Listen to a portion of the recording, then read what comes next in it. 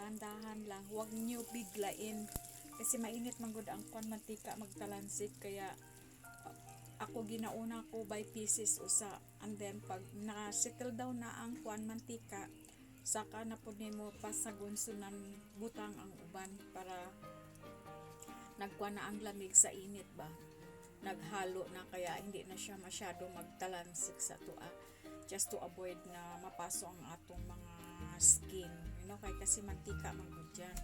Kaya tanawa ang mantika nag slow down na kasi yung stuff jalapenos nato gikan pa yan sa freezer, so ganyan mangyari pag nalagay na sa mainit na mantika.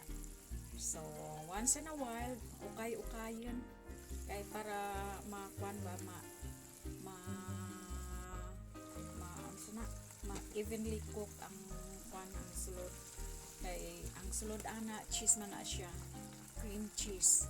So yan, naluto na siya, ibutang na po nato sa atong plato with the paper towel para ang mantika mag-absorb dito sa paper towel. So ganyan lang yan ka simple kasi nga ready-made naman na yan. So kay di ka poy man ni ka one trabaho karon kay off day, so ako ang alalay, dakilang alalay, so wala panahon mamalingke, kaya kung saan makita sa ref yan na lang. Kaya tanawa luto na siya langga kasi naggawas na yung creamy cheese niya, so it's very yummy, you know, it's good for snack. Look on this creamy stuff jalapeno, so yummy yummy delicious.